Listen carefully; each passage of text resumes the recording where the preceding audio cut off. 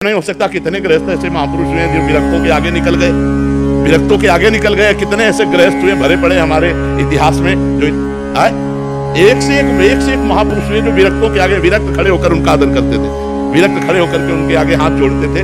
ये हम लोगों की कमी है। अच्छा, हम अंदर राधा राधा जप रहे तो कोई गृहस्थी में बाधा है क्या? रसोई बना रहे राधा राधा राधा राधा, पोछा लगा रहे राधा राधा, फावड़ा चला रहे राधा राधा, व्यापार कर रहे राधा। ये हमारी बेईमानी है। ये हमारी बेईमानी है कि हम अपने को गृहस्थ मान करके और भगवान से विमुख हो जाते हैं। ऐसे लोग हैं कि एक माला भी भजन नहीं करते, रात दिन लड़का बच्चा रुपया पैसा धन संपत्ति। इसलिए नाम जप करो, अच्छे आचरण करो, गंदे भोजन का त्याग करो, गंदे आचरणों का त्याग करो, तो आप आनंदित हो जाओगे। ये मत कहो कि हम गृहस्थ हैं तो हम भजन नहीं कर सकते। भजन तो कर सकते हैं, तो फिर गृहस्थी में क्या है? तुम्हारे 4-5 लड़का बच्चा होंगे, हमारे 500 हैं। बताओ ना, सरल है। हाँ, तुम्हारी गृहस्थी में 5-7 लोग होंगे, यहाँ 500-700 है। 500-700 लोग हैं जिनका रोज भोजन सुबह शाम दोपहर। तो कितनी बड़ी हमारी गृहस्थी, तुमसे बढ़ के गृहस्थी है। लेकिन भजन, सब भजन परायण, सब भगवान के भजन परायण, कोई चिंता शोक से ग्रसित नहीं है। इसलिए नाम जप को, भगवान के आश्रय को, भगवान की भक्ति को हर जगह किया जा सकता है, चाहे आप व्यापारी हो, चाहे नौकरी पेशा वाले हो, चाहे जब युद्ध में भजन हो सकता है। मामनुष्मर युद्ध तो फिर और कहाँ भजन नहीं हो सकता। जो गति एक सन्यासी को होती है वही गति एक गृहस्थ को होती है। सच्चाई से चले, ईमानदारी से भजन करते हुए, अपने धर्म का पालन करते हुए। एक तपस्वी थे कश्यप जी, उन्होंने बड़ी तपस्या की एकांत में। तो एक दिन वो ऐसे बैठे हुए थे तो एक बगुली वृक्ष को, महाभारत की कथा है, ग्रंथ की लिखित, भगवान व्यास देव जी के द्वारा ग्रंथ है। ऊपर वो बगुली ऐसे हग दी, वो ऐसे देखे वो भस्म होके गिर गए। आग लग गई बगुली में, क्योंकि क्रोध से देखे ना, उनको लगा हम बहुत सिद्ध हो गए। अब वो एक घर में गए, गृहस्थी के घर में, और भिक्षाम दे। तो नौबधू निकली, उसने कहा महाराज कुछ मिनट ठहरिए, मैं अभी भोग प्रसाद कुछ आपको लाती हूँ। इधर से वो गई तो दूसरे दरवाजे से उसका पति आ गया, और वो पातिव्रत धर्म का पालन करने वाली देवी थी। उसने तुरंत अपने पति को आसन दिया, बैठाला, कुछ खवाया पियाया और कहा आपके दरवाजे पर अतिथि खड़ा है बहुत देर से, आपकी आज्ञा हो तो भिक्षा दे आए। उनका हाँ हाँ। और वो भिक्षा लेके गए तो बहुत गर्म हो गए। उनका इतनी लेट कैसे हो गई? तो उनका भगवान हमारे पति आए थे, तो महात्मा का कोई आदर नहीं। तो उनका तुम हमको वृक्ष की बगुली मत समझना कि तुम्हारी दृष्टि से भस्म हो जाए। अब ये घटना केवल वही जानते थे, दूसरा कोई जानता नहीं था। अब उनके होश उड़ गए। तो उनका देवी आप ये कैसे जान गए?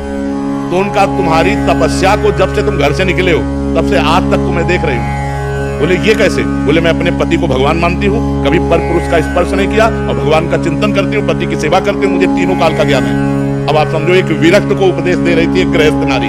अरे और तो और जाने दो, भगवान शंकर, भगवान ब्रह्मा और भगवान विष्णु अनसुईया जी की सतीत्व की परीक्षा लेने गए तो 6-6 महीना के बालक बना दिए। कथा सुनिए ना, प्रसिद्ध है ना, पालने में झुला दिया ब्रह्म को, परमात्मा को 6-6 महीने के बालक। गृहस्थ धर्म कोई साधारण, हम लोग आकाश से पैदा हुए क्या? गृहस्थी भी तो पैदा हुई है। आज भी हम पल किससे रहे? गृहस्थों से ही तो पल रहे। तो गृहस्थी धर्म कोई साधारण धर्म समझते हो क्या? विरक्त धर्म का पोषण करके अपने परिवार का पोषण कर रहा, धन्य है गृहस्थ धर्म। लेकिन गृहस्थी में पापाचरण छोड़ो, भगवान का नाम जप करो, धर्म से चलो, तो गृहस्थी धर्मी हो जाए। अब शराब पियो, मांस खाओ, पराई स्त्री से व्यभिचार करो, गंदी गंदी बातें करो, तब तो नरक का रास्ता है, चाहे कोई भी हो, गृहस्थ हो चाहे विरक्त। अपने अपने धर्म से चलो तो हम सब पहुंचेंगे एक ही पिता के घर।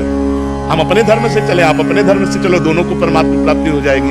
इसलिए ये बात कह के कि हम गृहस्थ हैं, भगवत प्राप्ति हमारे लिए दुर्लभ है, ऐसी बात सबके लिए सुलभ है। भगवान का चिंतन करो, धर्म से चलो। एक गृहस्थ के लिए सात्विक भोजन क्या होना चाहिए? जैसे हम लोग वेज के नाम पे सब कुछ खा लेते हैं। हाँ, हमने पिज्जा भी खा लिया, हमने बर्गर भी खा लिया। नहीं, ऐसी चीजें जो बाजार में अपवित्र लोगों के द्वारा बनाई गई हैं, वो हमारी बुद्धि में रजोगुण और तमोगुण पैदा करेंगी। आप घर में छौंक करके दाल पाएं और वही फ्राई करके होटल से मंगवाएं, अंतर हो गया। घर की छौंकी हुई दाल सतोगुणी, बाजार की पवित्रता से बनाई हुई दाल रजोगुणी, और कहीं बासी दाल छौंक दी गई तो तमोगुणी, वो तमोगुण प्रदान। और प्राय ऐसा होता है कि दाल उबली रखी और 4-4, 6-6 दिन की दाल वो फ्राई तुरंत करके आपको दी जाती है। तो ये जो होटलों का बना हुआ भोजन है, इनमें पवित्रता का ज्ञान ना रखने वाले लोगों के द्वारा निर्माण हुआ है, तो वो प्राय रजोगुण और तमोगुण ही बढ़ाता है। कोशिश करें कि अपने घर का भोजन पावे। और जब ऐसी परिस्थिति ना हो कि अब जैसे कोई नौकरी पेशा या बच्चे पढ़ रहे हैं, अब उनको घर का भोजन नहीं मिल रहा है, तो फिर मांस मछली आदि त्याग करके पवित्र भोजन, जहाँ जिन होटलों में मांस मछली ना बनता हो, उन होटलों का भोजन लेकर के अपना गुजारा करे, बकाया वो भजन में बाधक है। साधक तो घर की रसोई का ही है, जो पवित्र आपको कितने 56 प्रकार के भोग बनते हैं। घर में आप आराम से बना करके पाइए। आपको जो चाहिए वो घर में बना लीजिए। बाजार की चीजें जैसे ये आजकल वो चला कि 1 मिनट में पैकेट खुला और चाउमीन ऐसे किया, वो ये सब नहीं।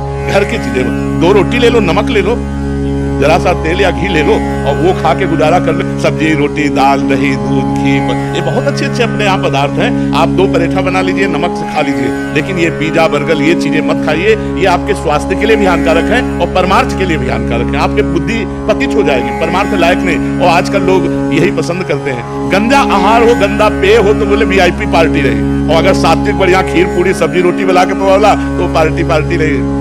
उसने कुछ करा ही नहीं। करे हाँ, उसने कुछ किया, बिल्कुल। इसलिए हमें लगता है अगर हमारा आहार शुद्ध है तो हमारी बुद्धि शुद्ध है, बुद्धि शुद्ध है तो जीवन सही रहेगा। ये अशुद्ध बुद्धि का ही तो लक्षण है। हम मान लो पिए पाए शराब में नशे में मार दिया, गोली अपने भी मार लिया, खत्म खेल। अब वो भूत प्रेत बनेंगे और क्या बनेंगे? देवता थोड़ी बनेंगे, भूत प्रेत बनेंगे। ये अकाल मृत्यु जो है, ये इस तरह की हत्या और निम्न योनियों में जाएंगे, भूत प्रेत नीच योनियां प्राप्त होंगी। इसलिए हमें लगता है हमारा भोजन शुद्ध होना।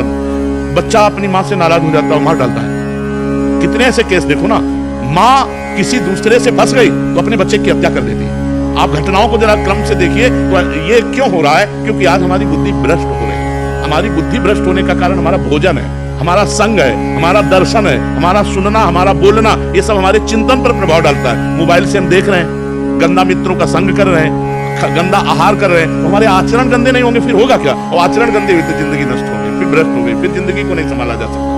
बच्चों को भगवत भक्ति में कैसे दें? एक माला ही बैठाल कर करवाओ, काउंटर से बैठाल करके तुम 108 बार राधा राधा बोलो, तुमको अभी हलवा बना के पवाएंगे, तुमको ये पवाएंगे। बच्चों को प्रलोभन देना, तुम्हें अमुक वस्तु दे देंगे, तुम्हें शाबाश, एक माला करो, राधा राधा राधा, हमें दिखाओ 108 बार किया कि नहीं किया। ऐसे धीरे धीरे उनको, अच्छा तुम 200 बार करो, तुम 300 बार नाम जप करो, ऐसे धीरे धीरे लगाओगे तो बच्चापन से संस्कार बन गए ना नाम जप के, वो अच्छे सदगृहस्थ बन जाएंगे। उनको शिक्षा दे कि गलत आचरण ना करें।